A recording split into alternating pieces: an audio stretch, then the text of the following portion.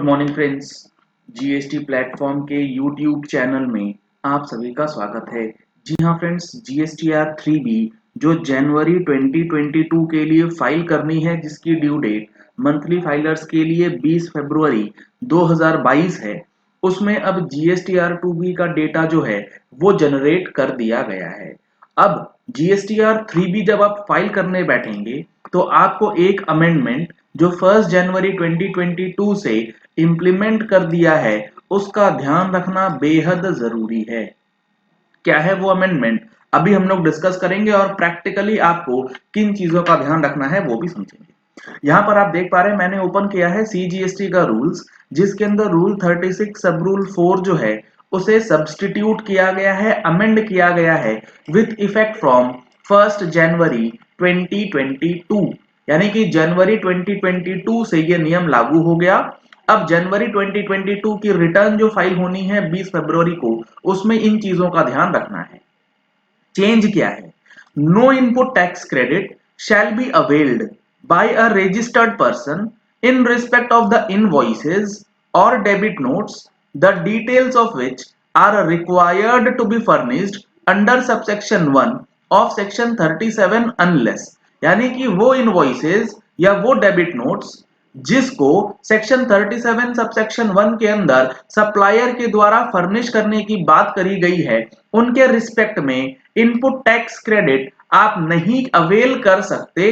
कब तक? Unless the details of such invoices और the debit notes have been furnished by the supplier in the statement of outward supplies in GSTR 1 और using invoice furnishing facility. यानी कि वो invoice या फिर वो डेबिट नोट जिसका आप इनपुट टैक्स क्रेडिट क्लेम करना चाहते हैं, वो आपके सप्लायर ने अपनी जीएसटीआर 1 या फिर इनवॉइस फर्निशिंग फैसिलिटी के अंदर अपलोड कर दिया हो। तो अब आपको यह ध्यान रखना है कि जीएसटीआर 1 जनवरी महीने के लिए इसकी ड्यू डेट जा चुकी। इनवॉइस फर्निशिंग फैसिलिटी की जो लास्ट डेट थी 13 फरवरी, वो भी निकल चुकी। आज है 14 फरवरी, जिस डेट पे जीएसटीआर 2B जनरेट होगा। तो पहला कंडीशन जो है वो आपके इनवॉइसेस को अपलोड कर दिया गया हो जीएसटीआर 1 और आईएफएफ में। दूसरा है and the details of such invoice और debit notes have been communicated to the registered person in form GSTR 2B under Rule 7। और वो इनवॉइसेस जो GSTR 1 के अंदर अपलोड करी गई हैं वो आपके GSTR 2B के अंदर रिफ्लेक्ट होनी चाहिए। यानी कि वो इनवॉइस या वो डेबिट नोट जिसको आपके सप्लायर ने या तो GSTR 1 और IFF में अपलोड नहीं किया या अपलोड तो कर दिया लेकिन आपके GSTR 2B में रिफ्लेक्ट नहीं हुआ, तो इन सिचुएशंस में अगर आपका इनवॉइसेस नहीं आ रहा तो आपको इनपुट टैक्स क्रेडिट नहीं मिलेगा। ऐसा कब होगा कि आपके सप्लायर ने जीएसटीआर 1 और आईएफएफ के अंदर इनवॉइसेस अपलोड भी कर दिया है लेकिन आपके 2B में रिफ्लेक्ट नहीं आया। तो वो हो सकता है कि B2B की जगह पे B2C में चला गया या आपके जीएसटीन के बजाय किसी और के जीएसटीन में चला गया। तो कंडीशंस दोनों ये है कि अपलोड भी होना चाहिए और पोर्टल पे भी 2B के अंदर आपको रिफ्लेक्ट करना चाहिए।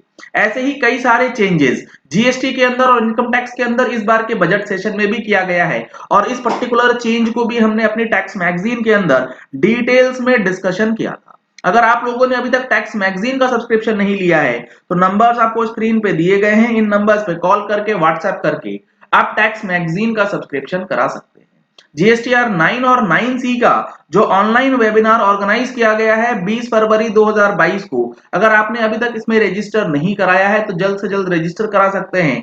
इन रिस्पेक्ट ऑफ 2021 किस तरीके से आपको एनुअल रिटर्न फाइल करना है उसकी सारी इंफॉर्मेशन इसमें दी जाएगी। अब यहां पर जब आप जीएसटीआर 2B को चेक करेंगे for the month of January, तो उसमें कुछ चीजों का आपको और भी ज्यादा ध्यान रखने की जरूरत है। क्यों ऐसा?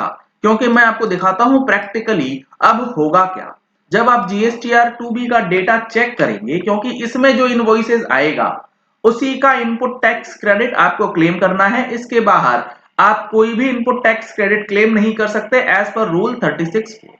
यहां पर आप देख पा रहे हैं रूल 36(4) के हिसाब से जो बात बताई गई थी, इसके लिए जीएसटीआर 2B के अंदर डेटा रिफ्लेक्ट हो रहा है इनपुट टैक्स क्रेडिट का। यहां पर है आईजीएसटी 2,08,727 रुपए, सीजीएसटी है 76,995 और एसजीएसटी है 76,995 रुपए। अब इस डेटा का जब आप ब्रेकअप चेक करेंगे, इसको आप ब्लाइंडली फॉलो नहीं कर सकते, क्योंकि यहां हो सकता है कोई ऐसे इनवॉइसेज हो जो कि जनवरी महीने की ना हो। ये हो सकता है जनवरी से पहले के पीरियड के इनवॉइसेज भी आपको फरवरी के जीएसटीआर 2B में रिफ्लेक्ट करके दिया गया हो, जिसका इनपुट टैक्स क्रेडिट आपने already on the basis of invoices जो है वो क्लेम किया है। तो यहां पर आप देख पा रहे हैं जो इनवॉइस डेट जनवरी की है, इसमें आपको सबसे पहले बाइफरकेशन करना है कि जनवरी के इनवॉइसेस आपको निकाल लेने हैं, इसका इनपुट टैक्स क्रेडिट तो आपको क्लेम कर लेना है। लेकिन जनवरी से पहले के जो इनवॉइसेस हैं, जैसे यहां पर आप देख पा रहे हैं 13 दिसंबर का इनवॉइस है, 20 दिसंबर का इनवॉइस है, नवंबर का इनवॉइसेस है, तो इन इनवॉइसेस के ऊपर अगस्त का भी इनवॉइस अभी अपलोड किया गया है, जो फरवरी की जीएसटीआर 2B के अंदर रिफ्लेक्ट किया गया। तो आपको ध्यान ये रखना है कि जब आप जीएसटीआर 2B का डेटा लें, तो आप इस चीज को चेक कर लें कि पुराने पीरियड का कोई इनवॉइस जो है वो आपके करंट महीने की जीएसटीआर 2B में रिफ्लेक्ट हो रहा है या नहीं। अब हमारे केस में यहां पर अक्टूबर, नवंबर, दिसंबर, अगस्त तक का इनवॉइसेस अपलोड हो रहा है, तो इसका इनपुट टैक्स क्रेडिट अगर आप फरवरी में क्लेम कर लेते हैं तो ये एक तरीके से गलत हो जाएगा। क्यों ऐसा? ऐसा हो सकता है कि ये अगस्त महीने का इनवॉइस या दिसंबर महीने का इनवॉइस जो है ये ऑलरेडी क्लेम कर लिया हो आपने अगस्त महीने की 3B में या फिर दिसंबर महीने की 3। तो ये आप चेक करके इंश्योर कर लीजिएगा कि पुराने पीरियड का अगर इनवॉइस आपके 2B में रिफ्लेक्ट हो रहा है तो क्या वो इनवॉइस या उसका इनपुट टैक्स क्रेडिट आपने कहीं उस महीने की रिटर्न के अंदर ऑलरेडी क्लेम तो नहीं किया है। अगर वो क्लेम हो गया है तो आपको दोबारा से क्लेम नहीं करना है, अगर क्लेम नहीं हुआ है तो आप उसका क्लेम जो है वो ले सकते हैं। तो ये काफी इंपॉर्टेंट चीज है जो कि जीएसटीआर 2B का इनपुट टैक्स क्रेडिट, क्योंकि ये डेटा आपके जीएसटीआर 3B में ऑटोमेटिकली पॉपुलेट होगा, तो ऑटोमेटिकली पॉपुलेट होगा, वो क्लेम कर लेंगे तो सारी चीजें जो हैं वो गड़बड़ हो सकती हैं। या तो आप शुरू से ये चीज फॉलो कर रहे हैं कि जो डेटा आपके 2B में आएगा वही फॉलो करेंगे, तब आपकी परेशानी कुछ कम हो सकती है। अगर आपने बुक्स के बेसिस पे क्लेम किया है तो आपको इन चीजों का ध्यान रखना पड़ेगा। इसी के साथ साथ जो आपका आईटीसी नॉट अवेलेबल वाला सेक्शन है, ये भी चेक करना होगा कि इनपुट टैक्स क्रेडिट जो कि 2B में रिफ्लेक्ट हुआ लेकिन उसके रिस्पेक्ट में आईटीसी अवेलेबल नहीं है, उसका इनपुट टैक्स क्रेडिट गलती से भी क्लेम नहीं करना है।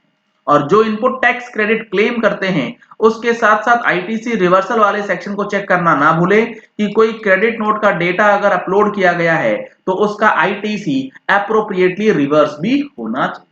तो जनवरी 2022 की जीएसटीआर 3B के अंदर इन चीजों का ध्यान रखना बेहद जरूरी है।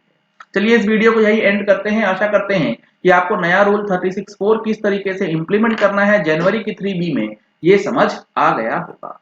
अगर आपने हमारे चैनल पे फर्स्ट टाइम ट्यून इन किया है तो चैनल को सब्सक्राइब करने के लिए नीचे दिया गया रेड कलर का सब्सक्राइब बटन प्रेस कर लीजिए, साथ में जो बेल आइकन है उसे प्रेस कर लीजिएगा ताकि वीडियोस की नोटिफिकेशंस आप तक रेगुलरली पहुंचती रहें। Thank you and have a nice day.